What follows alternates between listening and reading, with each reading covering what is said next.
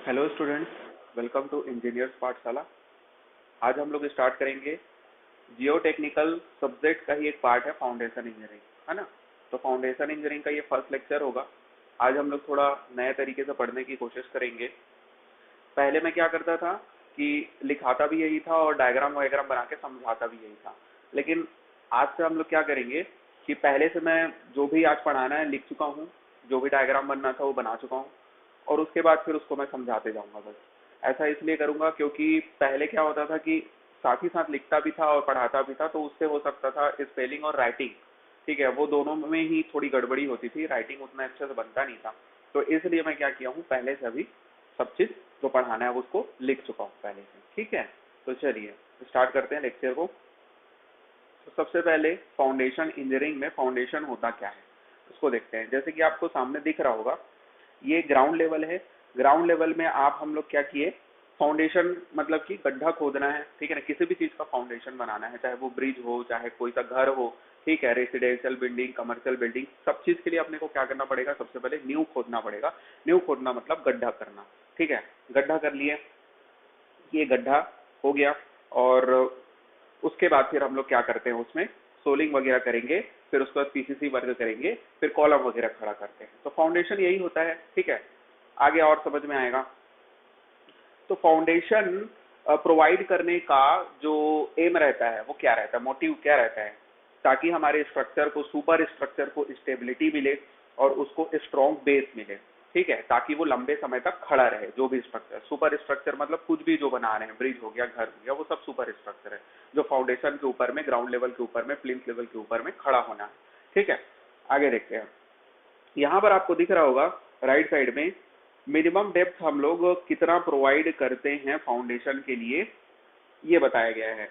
Minimum depth always be greater than the organic fill and frost section. इसका मतलब क्या समझ में आता है, जैसे कि हमारे पास ये ग्राउंड लेवल था, ठीक है ना, ये ग्राउंड लेवल था। तो ग्राउंड लेवल में हम लोग जब जाएंगे साइड में अपने, तो उसमें कुछ घास फूस उगा रहेगा, ठीक है, जो भी ऑर्गेनिक वेट्स बोलेंगे उसको ऑर्गेनिक फिल, और उसके अलावा फ्रॉस्ट सेक्शन, जो आपके ठंडे प्रदेश हैं जहाँ बर्फ गिरता है, वहाँ बर्फ जमा रहेगा ऊपर में, तो वो सबको पहले अपने को हटाना है हमारे ग्राउंड सरफेस से, जिसमें अपने को फाउंडेशन खड़ा करना है, जिसमें सुपर स्ट्रक्चर खड़ा करना है। उसमें सबसे पहले क्या करना पड़ेगा अपने को, उस ऑर्गेनिक जो फील है या फिर फ्रॉस्ट सेक्शन है, जो पेड़ पौधे हैं, उन सबको हटाना पड़ेगा। और एक प्लेन बेस जब तैयार हो जाएगा, उसके बाद हम लोग फाउंडेशन के लिए गड्ढा करेंगे। इस चीज को याद रखना, ऊपर से ही मत कर देना। किसी लैंड में आप जाएंगे, किसी जमीन में, देखना वो 1 आध फीट तक तो कचरा ही जमा रहता है, तो उस कचरा को ही खोदना नहीं है, पहले कचरा को हटाना है, ठीक है। या फिर बिना हटाए भी अपने को ये पता होना चाहिए कि वो कितना क्या है हाइट तक आपका वहां पर ऑर्गेनिक फील है, ठीक है। जल्दी हटा लो तो ज्यादा सही रहेगा, ठीक। अब आगे बढ़ते हैं, फेलवर ऑफ फाउंडेशन देखेंगे। तो देखो यार, फाउंडेशन फेल किस किस कारण से हो सकता है। पहला, सेटलमेंट फेलवर के कारण हो सकता है। अब ये सेटलमेंट फेलवर मतलब क्या होता है, जैसे कि हमारे पास ये ग्राउंड लेवल था, ग्राउंड लेवल में हम लोग गड्ढा किए, अब हमारे फाउंडेशन के नीचे में ये क्या है, सॉइल है, ठीक है। ये सॉइल अगर वीक रहेगा, ठीक है ना, ये सॉइल अगर आपको वीक रहेगा तो ये क्या हो जाएगा, फेल हो जाएगा, नीचे मतलब धस जाएगा, ठीक है। नीचे धस जाना को ही हम लोग क्या बोलेंगे, सेटलमेंट फेलवर बोलेंगे। नीचे धस जाना किसी भी कारण से, अगर आपका जो नीचे का जो सॉइल का जो लेयर है वो वीक है, स्ट्रांग नहीं है, कोहेसिव नहीं है, तो वो लगभग क्या होगा, 90 डिग्री में अगर धस गया तो आपका फाउंडेशन भी फेल नहीं हो जाएगा। तो इसीलिए उसको सेटलमेंट फेलवर नहीं होना चाहिए बोलेंगे, ठीक है। बेस आपका स्ट्रांग रहना चाहिए, फाउंडेशन के नीचे का जो सॉइल है वो डेंस होना चाहिए। उसके बाद फिर शियर फेलवर, और डेंस नहीं रहता तो भी हम लोग अलग अलग फाउंडेशन यूज करते हैं, बहुत प्रकार के फाउंडेशन होते हैं, उसको आगे देखेंगे। शियर फेलवर देखेंगे।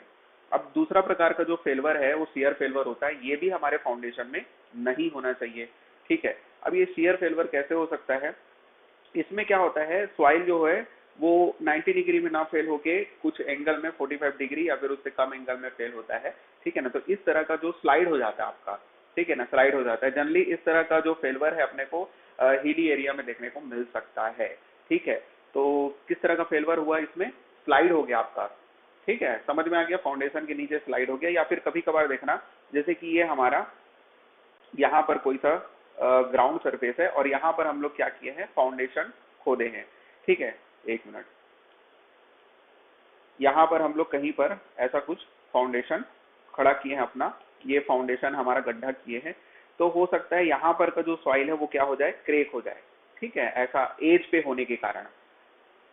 मतलब समझ आ गया होगा, शियर फेल्वर में स्लाइड होता है या फिर स्लिपिंग होता है सॉइल का, जिसके कारण अपना फाउंडेशन फेल हो जाता है। तो दोनों तरह का फेल्वर नहीं होना चाहिए फाउंडेशन में। आगे हम लोग देखेंगे प्रॉपर्टीज ऑफ द फाउंडेशन। तो प्रॉपर्टीज ऑफ द फाउंडेशन मतलब हमारा फाउंडेशन कैसा होना चाहिए, या फिर फाउंडेशन को हम लोग एक गुड फाउंडेशन कब बोल सकते हैं, जब उसमें वही जो दोनों प्रकार का जो फेल्वर ऊपर देखे वो नहीं होना चाहिए, मतलब उसमें शियर फेल्वर नहीं होना चाहिए, उसमें सेटलमेंट फेल्वर नहीं होना चाहिए, ठीक है। और तीसरा पॉइंट क्या हो जाएगा, it should be affected by the water table. इसका मतलब ये है, इसको समझना डायग्राम से, जैसे कि हमारा ये फाउंडेशन था, ये हम लोग क्या किए, फाउंडेशन बनाए हैं, ठीक है। फाउंडेशन के नीचे में ये हमारा वाटर टेबल है। वाटर टेबल से क्या होता है, कैपिलरी राइज होगा, ऊपर ऊपर कैपिलरी राइज होगा, लेकिन ये कैपिलरी राइज इतना तक नहीं होना चाहिए कि वो फाउंडेशन के लेवल तक पहुंच जाए। ये क्या कहलाता है, फाउंडेशन लेवल कहलाता है। तो फाउंडेशन लेवल के नीचे ही रहे, और उसके अलावा स्ट्रेस जोन भी होता है, उसको भी हम लोग आगे देखेंगे। तो फाउंडेशन के स्ट्रेस जोन तक भी ना पहुंचे, वो उससे भी नीचे रहे। समझ में आ रहा है, कैपिलरी राइज। तब हमारा जो होगा वाटर टेबल से अफेक्टेड नहीं होगा। क्या चीज, फाउंडेशन हमारा वाटर टेबल से इफेक्टेड नहीं होगा। आगे समझ में ना, आगे देखते हैं। टाइप्स ऑफ फाउंडेशन देखेंगे अब। देखो, एक मिनट। टाइप्स ऑफ फाउंडेशन जो होता है, अकॉर्डिंग टू तरजाइगी, अकॉर्डिंग टू स्कैम्पटन, दोनों प्रकार से देखेंगे। सबसे पहले तरजाइगी के हिसाब से देखते हैं। अच्छा, सॉइल मैकेनिक्स का जो पितामह कहा जाता है, फादर ऑफ सॉइल मैकेनिक्स, वो तरजाइगी को ही कहा जाता है, ये भी आपको पता होगा। तरजाइगी जो है फाउंडेशन को 3 प्रकार से बांटता है, बोलता है shallow foundation, moderate foundation and deep foundation, ठीक है। और कैसे बांटता है, जब डेप्थ ऑफ द फाउंडेशन और विड्थ ऑफ द फाउंडेशन का रेशियो 1 से कम हो, या फिर इसको हम लोग ऐसे भी बोल सकते हैं कि depth of the foundation should be less than और equal to width of the foundation, यानी डेप्थ ऑफ द फाउंडेशन या तो विड्थ ऑफ द फाउंडेशन से छोटा हो या फिर उसके बराबर हो, तो उसको हम लोग सेलो फाउंडेशन बोल सकते हैं। मॉडरेट फाउंडेशन क्या होता है, डेप्थ ऑफ द फाउंडेशन और विड्थ ऑफ द फाउंडेशन का रेशियो 1 से बड़ा होना चाहिए और 15 से छोटा या फिर उसके बराबर होना चाहिए, और 15 से भी बड़ा हो गया तो वो डीप फाउंडेशन कहलाता है, ठीक है। तो मतलब मॉडरेट फाउंडेशन का कंसेप्ट इसी ने ही दिया है। उसके बाद फिर हम लोग आते हैं स्कैम्पटन। स्कैम्पटन के हिसाब से जो फाउंडेशन को बांटा गया है वो सैलो फाउंडेशन और डीप फाउंडेशन होता है। ये सिंपल बोला है कि अगर depth of the foundation width of the foundation के 2.5 टाइम्स से छोटा या फिर उसके बराबर है तो वो सैलो है, और अगर 2.5 टाइम्स ऑफ द विड्थ से अगर डेप्थ क्या है, बड़ा है, तो वो डीप फाउंडेशन है। और इन जनरल हम लोग जानते ही हैं कि सेलो फाउंडेशन क्या होता है, अगर विड्थ ऑफ द फाउंडेशन के बराबर या फिर छोटा हुआ तो वो सेलो फाउंडेशन कहलाता है, और डीप फाउंडेशन अगर विड्थ ऑफ द फाउंडेशन से बड़ा हुआ डेप्थ ऑफ द फाउंडेशन तो उसको हम लोग क्या बोलते हैं, डीप फाउंडेशन बोलते हैं। उसके बाद फिर फाउंडेशन को हम लोग 2 प्रकार से बांट सकते हैं जनरली, सेलो फाउंडेशन, डीप फाउंडेशन। सेलो फाउंडेशन क्या होता है कि इसमें ओनली बेस रेजिस्टेंस इंपॉर्टेंट होता है, और इसमें बेस के अलावा साइड रेजिस्टेंस भी इंपॉर्टेंट होता है। देखो, जहां पर आपको स्क्रीनशॉट खींचने का मन हो, नोट्स बनाना ही पड़ेगा, अगर आपको सेलेक्ट होना है तो खुद से नोट्स बनाना पड़ेगा, ठीक है। तो अपने से नोट्स बना लेना, ठीक। या फिर वीडियो को आप डाउनलोड करके भी रख सकते हैं, लेकिन नोट्स बना लो तो ज्यादा इफेक्टिव रहता है, आपने खुद से लिख लो। तो चलो आगे देखते हैं। तो सेलो फाउंडेशन हो गया, डीप फाउंडेशन हो गया। डीप फाउंडेशन में आपका बेस रेजिस्टेंस और साइड रेजिस्टेंस दोनों इंपॉर्टेंट होता है, इसको समझते हैं एक करके। सबसे पहले सेलो फाउंडेशन को देखो। तो सेलो फाउंडेशन ये आपका क्या था, ग्राउंड लेवल है। इस ग्राउंड लेवल में हम लोग एक फाउंडेशन डिग किए हैं, फाउंडेशन डिग किए हैं, जो कि आपका सेलो फाउंडेशन है। इसमें क्या होता है, ओनली बेस रेजिस्टेंस इंपॉर्टेंट, कहने का मतलब जो फुट ऑफ द फाउंडेशन बोलते हैं इसको, एक्चुअली में क्या बोलते हैं, फुट ऑफ फाउंडेशन। तो फुट ऑफ फाउंडेशन जो है, क्योंकि सेलो फाउंडेशन वहां यूज करते हैं जहां पर का जो सरफेस है या फिर जो सॉइल है वो क्या है, जहां पर का सॉइल क्या है, डेंस है, ठीक है। जहां पर का सॉइल डेंस होता है वहां पर हम लोग क्या करते हैं, सेलो फाउंडेशन यूज करते हैं, जिसके कारण वो नीचे से क्या लगाएगा, रेजिस्टेंस डेवलप करेगा ना, कि जो भी स्ट्रक्चर खड़ा हो वो नीचे ना आए। फाउंडेशन का यही तो काम है ना, ठीक है। और उसके अलावा जो डीप फाउंडेशन की बात करें तो क्योंकि वहां का सॉइल थोड़ा वीक रहेगा, सॉइल वीक रहेगा, लूज रहेगा, जिसके कारण हम लोग गड्ढा ज्यादा करना पड़ेगा जब तक हार्ड स्ट्रेटा ना मिले। और कभी कभी ऐसा भी होता है कि हार्ड स्ट्रेटा मिलता ही नहीं है, खोदते जाओ मिलता ही नहीं है, तो उसके लिए भी एक प्रकार का फाउंडेशन, उसको भी देखेंगे। तो यहाँ पर क्या है, डीप फाउंडेशन में जनरली जो साइड रेजिस्टेंस है, यहाँ पर ये साइड में भी रेजिस्टेंस डेवलप करेगा आपका फाउंडेशन, क्योंकि उसका क्या है, यहाँ पर सरफेस एरिया ज्यादा मिल रहा है और यहाँ पर बेस में भी आपका रेजिस्टेंस डेवलप करेगा, दोनों तरफ से रेजिस्टेंस डेवलप करेगा और स्ट्रॉन्ग बेस प्रोवाइड करेगा हमारे सुपर स्ट्रक्चर के लिए। ठीक है, अब हम लोग देखते हैं, इसको पहले देखना, डीप फाउंडेशन को देखना। डीप फाउंडेशन को मैं 3 प्रकार से बांटा हुआ हूँ, पाइल, पियर और वेल केसन फाउंडेशन। ठीक है, पाइल होता है, पियर होता है, वेल केसन होता है, इसको आगे देखेंगे। और यहाँ पर से देखना सेलो फाउंडेशन। सेलो फाउंडेशन कौन कौन से प्रकार का होता है, तो आइसोलेटेड फाउंडेशन होता है, स्ट्रिप फाउंडेशन को ही हम लोग कंटिन्यूअस या फिर वॉल फाउंडेशन भी बोलते हैं, स्प्रेड फाउंडेशन होता है, strap foundation, combined foundation, raft या फिर मेड फाउंडेशन होता है। ठीक है, उसके अलावा मैं सब कैटेगरी में किसको बांटा हूँ, आइसोलेटेड फाउंडेशन को। आइसोलेटेड फाउंडेशन आपका शेप के हिसाब से सर्कुलर, स्क्वायर और रेक्टेंगुलर शेप का हो सकता है, जबकि कंबाइंड फाउंडेशन 2 प्रकार का होता है, रेक्टेंगुलर और ट्रेपेजॉइडल शेप का हो सकता है। ठीक है, इसको हम लोग एक एक करके अब समझेंगे। तो सबसे पहले हम लोग आइसोलेटेड फाउंडेशन में आते हैं। आइसोलेटेड फाउंडेशन एक प्रकार का सेलो फाउंडेशन है, ठीक है ना। आइसोलेटेड फाउंडेशन सेलो फाउंडेशन है, ये आपको दिख रहा होगा राइट साइड में। तो सेलो फाउंडेशन, इसके लिए हम लोग क्या किए, पहले तो गड्ढा कर दिए, ठीक है ना, ये गड्ढा किए, गड्ढा करने के बाद फिर उसका क्या किए, फुटिंग बनाए।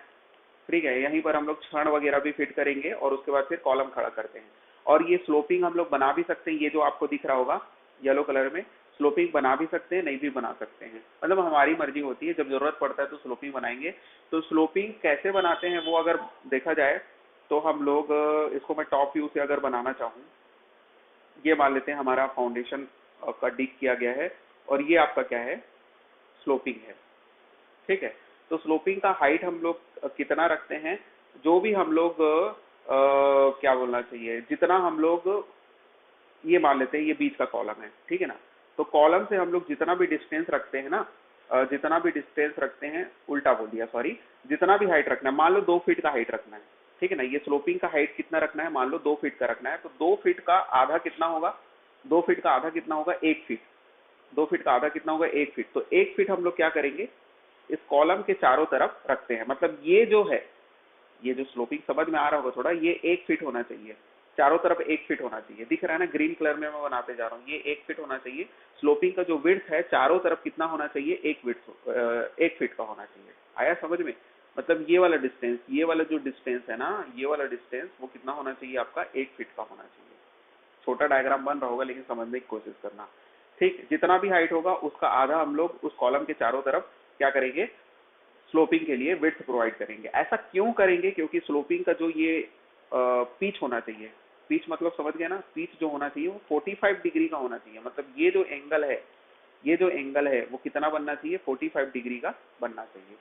आ रहा है समझ में, एक एक चीज समझाने की कोशिश कर रहा हूँ, आप लोग पेशेंस से समझना भाई, है ना। चलो आगे बढ़ते हैं।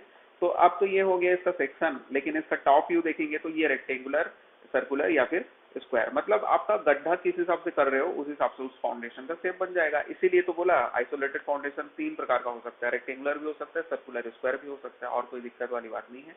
आगे हम लोग देखते हैं स्ट्रिप फाउंडेशन।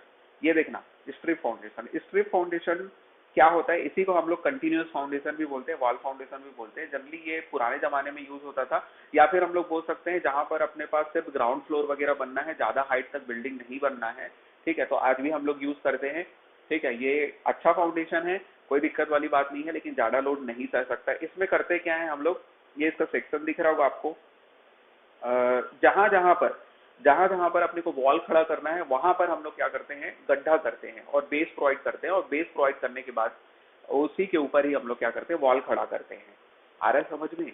तो देखो ये जैसे कि अपने को एक रूम प्रोवाइड करना है, ठीक है ना, एक रूम है, तो जहां जहां वॉल खड़ा करना है वहां वहां हम लोग गड्ढा किए, और उस गड्ढा में फिर पीसीसी वर्क किए, और उसके बाद फिर छड़ वड़ प्रोवाइड किए। मतलब प्लिंथ लेवल तक वही सी काम होता है जैसे नॉर्मल फाउंडेशन में होता है, और उसके ऊपर हम लोग क्या कर देते हैं, गड्ढा खड़ा कर देते हैं, सॉरी वॉल खड़ा कर देते हैं। ठीक है, आया समझ में। तो ये स्ट्रिप फाउंडेशन हो गया। उसके बाद फिर देखते हैं स्प्रेड फाउंडेशन। स्प्रेड मतलब क्या होता है, फैलना। तो ये आपका सीढ़ी जैसे दिख रहा होगा, तो ये स्प्रेड फाउंडेशन है। ये आइसोलेटेड फाउंडेशन जैसा ही होता है, जैसे आइसोलेटेड फाउंडेशन में हम लोग स्लोप प्रोवाइड कर सकते हैं, तो यहाँ पर हम लोग स्लोप की जगह सीढ़ी प्रोवाइड कर रहे हैं। ठीक है, आगे समझ में, तो मतलब ये स्टेप प्रोवाइड कर रहे हैं, तो इससे और ज्यादा ये आइसोलेटेड फाउंडेशन से भी थोड़ा अच्छा मजबूती प्रोवाइड करता है। ठीक है, आगे समझ में, जहां पर थोड़ा सा और ज्यादा लोड लगना है सुपर स्ट्रक्चर का, तो वहां हम लोग स्प्रेड फाउंडेशन कर सकते हैं। अच्छा, ये सब हम लोग सेलो फाउंडेशन ही पढ़ रहे हैं। सेलो फाउंडेशन कहाँ पर प्रोवाइड करते हैं, समझ आया ना। सेलो फाउंडेशन क्या होता है वो तो मैं बता चुका हूँ। अगर डेप्थ ऑफ द फाउंडेशन क्या हुआ, कम हुआ या फिर बराबर हुआ विड्थ ऑफ द फाउंडेशन, तो सेलो फाउंडेशन कहलाता है। सेलो फाउंडेशन वहां पर प्रोवाइड किया जाता है जहां पर सॉइल क्या हो, डेंस हो, ठीक है, लूज ना हो, तो वहां पर हम लोग सेलो फाउंडेशन यूज करते हैं। ये सब कॉमन सेंस वाली बात है, या आपको पता होगा। उसके बाद देखते हैं स्ट्रेप फाउंडेशन। ये एक प्रकार से इसमें हम लोग स्ट्रेप प्रोवाइड करते हैं, एक टाई बीम प्रोवाइड करते हैं, इसलिए स्ट्रेप फाउंडेशन बोलते हैं। इसमें क्या होता है कि जब दो फाउंडेशन पास में होते हैं, ठीक है ना, पास पास होते हैं, जब दो फाउंडेशन एक दूसरे के पास में होते हैं तो क्या करते हैं हम लोग, एक टाई बीम या फिर स्ट्रेप से दोनों फाउंडेशन को एक दूसरे से जोड़ देते हैं, जिससे और ज्यादा मजबूती मिल जाता है।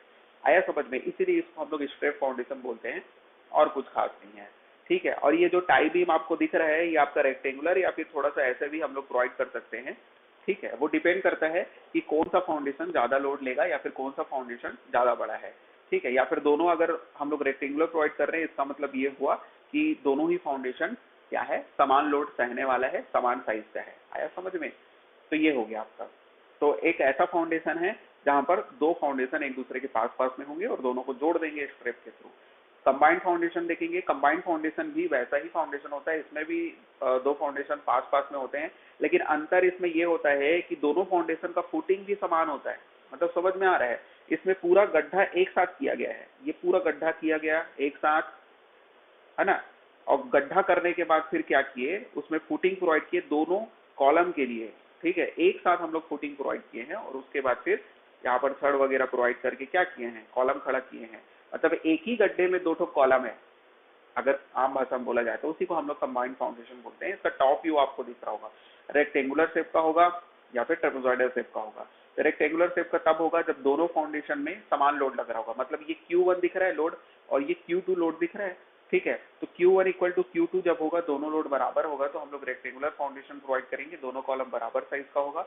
और जब हम लोग देखेंगे कि Q1 ग्रेटर देन Q2 या फिर Q2 ग्रेटर देन Q1, मतलब समान लोड नहीं लग रहा है, तो उस केस में हम लोग ट्रेपेजॉइडल से प्रोवाइड करते हैं। जहां पर आपका ज्यादा एरिया रहता है, जहां पर आपका ज्यादा एरिया रहता है वहां पर का कॉलम भी बड़ा रहेगा, और जहां का आपका एरिया कम है या फिर जहां कम लोड लग रहा है वहां का कॉलम छोटा रहेगा, ठीक है।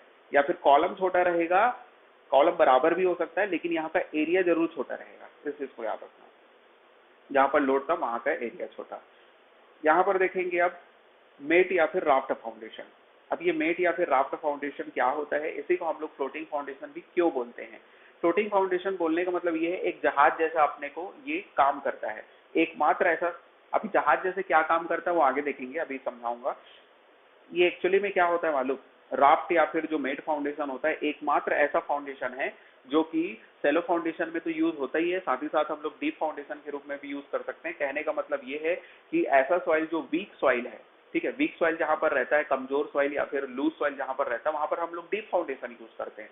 लेकिन एकमात्र सेलो फाउंडेशन ये है जिसका हम लोग लूज सॉइल में भी यूज कर सकते हैं, और बहुत अच्छा फाउंडेशन होता है। बहुत बड़े बड़े स्ट्रक्चर, मॉल वगैरह या फिर आपका बहुत बड़े बड़े कॉम्प्लेक्स जब बनते हैं तो जनरली वहां मेड फाउंडेशन ही होता है, ठीक है। तो देखेंगे, देखे भी होंगे आप लोग, this foundation can be use for the loose as well as dense soil, वही चीज बोल रहा था। उसके बाद फिर हम लोग करते क्या है, इसमें बहुत बड़ा एक साथ गड्ढा करते हैं, बहुत बड़ा, जितने भी कॉलम खड़े करने हैं उन सभी कॉलम के लिए एक साथ गड्ढा करेंगे, और एक साथ गड्ढा करने के बाद सभी के लिए एक साथ हम लोग फुटिंग बनाते हैं, ठीक है। और सभी फुटिंग में फिर हम लोग क्या करते हैं, कॉलम खड़ा करते हैं। आ रहा है समझ में, छड़ लगा के। ये देखो, ये इसका टॉप व्यू दिख रहा होगा आपको, ये आपका कॉमन फुटिंग है सबके लिए, सबके लिए कॉमन फुटिंग है। फुटिंग का एरिया एक ही, सॉरी, मतलब फुटिंग का एरिया बड़ा रहेगा, और उसमें फिर क्या है आपके पास, ये सब कॉलम है जो आपके स्क्वायर रेक्टेंगुलर शेप में दिख रहे हैं, वो सब कॉलम है। ये इसका टॉप व्यू था। आगे समझ में मेन फाउंडेशन क्या होता है। अब देखते हैं आप लोगों को कितना समझ में आया आज का क्लास, ठीक है। अब बताते जाना, मैं तो बताते ही जाऊंगा, लेकिन आप लोग क्या करना, वीडियो पॉज कर करके अपने से बताना, तब ज्यादा मजा आएगा। एक तरफ मैं लिखा हुआ हूँ types of soil and load of structure, किस प्रकार का लोड का स्ट्रक्चर आ रहा है, उस हिसाब से हम लोग को कौन सा फाउंडेशन प्रोवाइड करना चाहिए।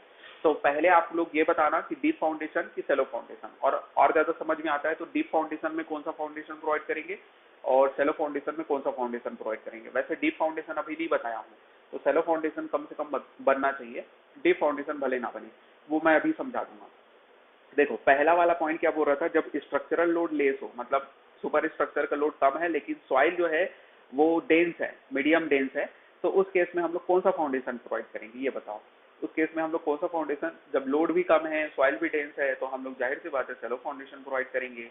ठीक है, सेलो फाउंडेशन प्रोवाइड करेंगे। सेकेंड वाला, सेकेंड में आना आप लोग, तो कॉलम स्पेसिंग जब लेस है, मतलब कॉलम जो है पास पास में है और उसके अलावा फुटिंग एरिया ज्यादा है, फुटिंग एरिया मोर देन 40%, तो कौन से प्रकार का फाउंडेशन हम लोग प्रोवाइड करेंगे। देखो फुटिंग एरिया कॉमन है, मतलब फुटिंग एरिया मोर देन 40%, तो दो प्रकार का फाउंडेशन हम लोग देखते थे, कॉलम फाउंडेशन, कॉलम फाउंडेशन और उसके अलावा मेट फाउंडेशन। दोनों में ही हम लोग क्या करते थे, फुटिंग कॉमन होता था, देखा था ना।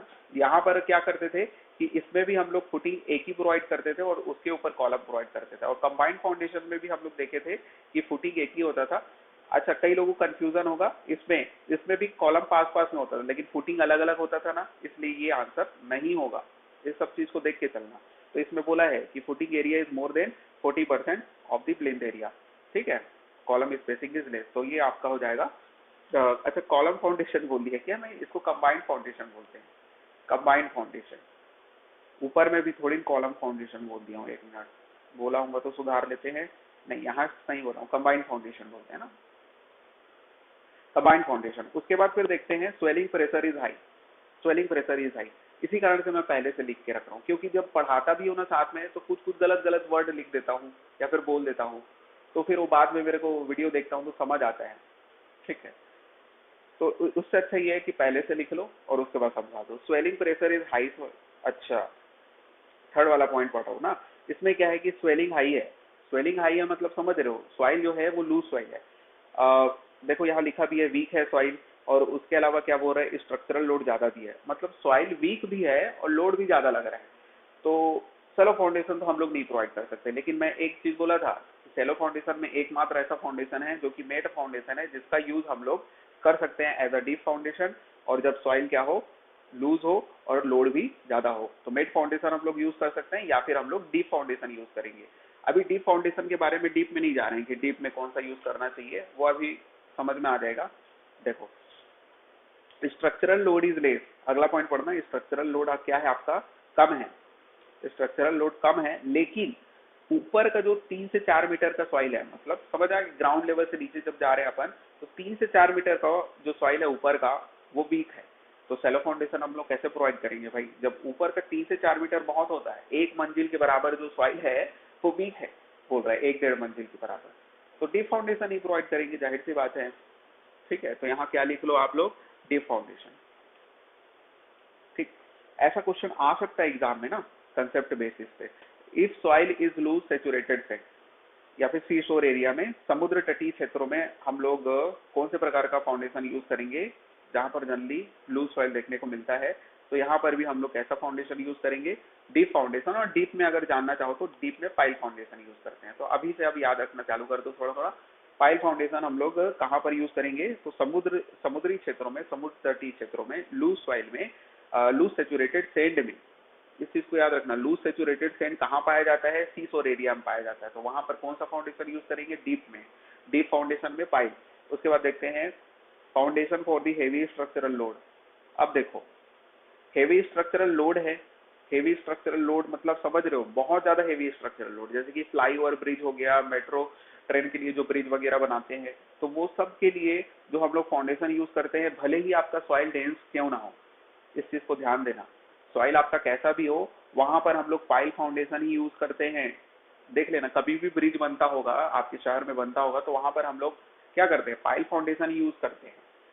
ठीक है, उसके बाद फिर देख लेना फाउंडेशन इन रनिंग वाटर, मतलब रनिंग वाटर कौन सा हो सकता है, जैसे कि नदी में ब्रिज बनाना है अपने को, ठीक है, नदी ही रनिंग वाटर है, तो ऐसे जगह में कैसे स्ट्रक्चर बनेगा आपका, ब्रिज बनेगा जनरली, तो ब्रिज ऑन रिवर इसका एग्जांपल हो सकता है। और ऐसे जगह में जब आप लोग स्ट्रक्चर बनाओगे तो पाइल फाउंडेशन, सॉरी पाइल नहीं, वेल केजन फाउंडेशन यूज करेंगे। कौन सा फाउंडेशन यूज करेंगे, डीप फाउंडेशन तो यूज करेंगे, डीप में कौन सा फाउंडेशन यूज करेंगे, वेल केजन, वेल केजन फाउंडेशन। केजन की क्या स्पेलिंग होती है, ये मैं लिख देता हूँ, आप लोग देख लेना स्पेलिंग को। वेल केजन फाउंडेशन यूज करते हैं। वेल केजन फाउंडेशन क्या होता है, एक ऐसा वेल होता है, वेल मतलब समझ रहे हो कुआ टाइप का स्ट्रक्चर है, तो उसमें एक ऐसा हॉलो पाइप होता है, मैं बोल सकता हूँ, बहुत बड़ा कंक्रीट का, जिसको हम लोग क्या करते हैं, वो जहां पर बनाना है स्ट्रक्चर, जहां पर कॉलम खड़ा करना है, वहां पर डाल दिए नदी के बीचों बीच में। और उसके बाद फिर क्या किए, डालने के बाद जो भी पानी है और जो भी जो दलदल है, ठीक है ना, मिट्टी वगैरह, उसको हम लोग बाहर निकाल लेते हैं। आगे समझ में, बीचों बीच नदी की हम लोग ऐसे ही तो करेंगे ना, कि नदी के अंदर जाके कैसे कर सकते कंस्ट्रक्शन, ऐसे ही करना पड़ेगा अपने को, ठीक है। और उसके बाद फिर जब जो भी मिट्टी वगैरह निकाली है, उसके बाद फिर उसका बेस तैयार करेंगे, और बेस तैयार करने के बाद उसको कंक्रीट से सील करेंगे, छड़ डालेंगे। तो ऐसा करके आपका स्ट्रक्चर तैयार होता है वेल केजन। आगे समझ में। तो वेल केजन जनरली कहाँ पर यूज करता है, रनिंग वाटर में यूज करते हैं। सॉइल जब एक्सपेंसिव हो, एक्सपेंसिव का मतलब समझ रहे हो, पढ़े हैं अपन सॉइल मैकेनिक्स में। एक्सपेंसिव सॉइल, जैसे कि इसका एग्जांपल जनरली होता है ब्लैक कॉटन सॉइल, इस प्रकार के सॉइल में high swelling, high shrinkage property होती है, ठीक है, इसको बहुत अच्छे से पढ़े हैं। तो एक्सपेंसिव सॉइल बोलते हैं उसको। तो एक्सपेंसिव सॉइल मतलब एक प्रकार से कैसा soil, loose soil, weak soil, बहुत ज्यादा weak soil, black cotton soil. तो इस तरह के सॉइल में हम लोग कैसा फाउंडेशन यूज करेंगे, डीप फाउंडेशन यूज कर सकते हैं, या फिर सैलो फाउंडेशन में एकमात्र एक्सेप्शनल केस क्या होता था आपका, राफ्ट या फिर मेड फाउंडेशन यूज कर सकते हैं। और डीप फाउंडेशन में कौन सा फाउंडेशन यूज करेंगे, तो वेल केजन, नहीं गलत बोल दिया मैं, वेल केजन नहीं यूज करेंगे, अंडर रिम्ड पाइल यूज करेंगे। एक एक्चुअली में पाइल फाउंडेशन का एक प्रकार होता है अंडर रिम्ड पाइल। ये अंडर रिम्ड पाइल क्या होता है, मैं बता रहा हूँ, रुक जाओ। अंडर रिम्ड पाइल फाउंडेशन में रिम प्रोवाइड किया जाता है। रिम एक प्रकार का बल्ब टाइप का होता है। बल्ब, अब मैं कैसे समझाऊं इसको, हम लोग एक टॉपिक है पाइल फाउंडेशन, उसको पढ़ेंगे अच्छे से। अभी बस इतना समझ लो, ऐसा सॉइल जिसमें अपने को खोदते जा रहे हैं, जमीन को खोदते जा रहे हैं, लेकिन डेंस बेस नहीं मिल रहा है, डेंस सरफेस नहीं मिल रहा है, हार्ड स्ट्रेटा नहीं मिल पा रहा है, या फिर बहुत ज्यादा गहराई में मिल रहा है। तो ऐसे केस में हम लोग under rimmed pile foundation use करते हैं, जो कि पाइल तो होता ही है ना, पाइल मतलब होता ही है, लेकिन पाइल में क्या लगे होते हैं, बल्ब लगे होते हैं, जो कि नीचे जाने से रोकता है पाइल को, और हार्ड स्ट्रेटा प्रोवाइड करता है, सुपर स्ट्रक्चर के लिए हार्ड बेस प्रोवाइड करता है, ठीक है। और उसके बाद फिर देखते हैं रनिंग वॉल। रनिंग वॉल ये एकदम इजी है। रनिंग वॉल जिसमें मीडियम या फिर लो स्ट्रक्चरल लोड लगना है, ठीक है, लोड भी ज्यादा नहीं है। और रनिंग वॉल में हम लोग को जहां जहां वॉल खड़ा हो रहा है, वहां वहां अपने को फाउंडेशन करते जाना है। तो ऐसा कौन सा फाउंडेशन बताया था मैं, ऐसा कौन सा, स्ट्रिप फाउंडेशन, ठीक है ना। स्ट्रिप फाउंडेशन को ही हम लोग कंटिन्यूअस फाउंडेशन बोलते हैं, और इसी को हम लोग क्या बोलते थे, वॉल फाउंडेशन भी बोलते हैं, ठीक। आगे देखते हैं, देखो हिली एरिया, हिली एरिया में हम लोग फाउंडेशन प्रोवाइड कर रहे हैं। हिली एरिया में जनरली स्लोपिंग ग्राउंड होता है। तो स्लोपिंग ग्राउंड या फिर हिली एरिया में जब आप लोग फाउंडेशन प्रोवाइड करेंगे, तो मिनिमम एज डिस्टेंस कितना होना चाहिए, इसके बारे में देखेंगे। अच्छा, पहले तो ये जान लेते हैं एज डिस्टेंस होता क्या है। इस डायग्राम में आपको दिख रहा होगा एज डिस्टेंस क्या होता है। गड्ढा किए और उसके बाद फिर स्लोपिंग का जो मिनिमम डिस्टेंस है, मतलब एज से, फुटिंग के एज से जो सरफेस है, ग्राउंड सरफेस, ये आपका ग्राउंड लेवल है ऐसा तिरछा, तो ग्राउंड लेवल का जो डिस्टेंस रहेगा उसी को हम लोग एज डिस्टेंस बोलते हैं। एज डिस्टेंस अगर रॉकी एरिया है, यानी कि जो आपका पहाड़ है वो रॉकी है, रॉकी मतलब चट्टान वाला है, हार्ड है, तो उसमें हम लोग 60 सेंटीमीटर का एज डिस्टेंस प्रोवाइड करेंगे। और सॉइल है अगर, ठीक है, जो ग्राउंड लेवल है या फिर जो हिली एरिया स्लोपिंग ग्राउंड जो है वो सॉइल है, सॉइली है, तो हम लोग 19 सेंटीमीटर का एज डिस्टेंस प्रोवाइड करते हैं। और इस प्रकार का जो स्लोपिंग ग्राउंड होता है जिसमें फाउंडेशन प्रोवाइड करते हैं, उसमें ये वाला जो हाइट होता है, मतलब इधर आपका मिनिमम हाइट रहेगा और इधर फाउंडेशन का क्या मिलेगा अपने को, मैक्सिमम हाइट मिलेगा। तो वो 90 सेंटीमीटर से बड़ा या फिर उसके बराबर होना चाहिए, 90 सेंटीमीटर से छोटा नहीं होना चाहिए, ठीक है। इस प्रकार से हम लोग इससे आगे नेक्स्ट लेक्चर में डिस्कस करेंगे। अगर आपको अच्छा लगा तो शेयर कर सकते हैं वीडियो को, और सब्सक्राइब कर सकते हैं। Thank you.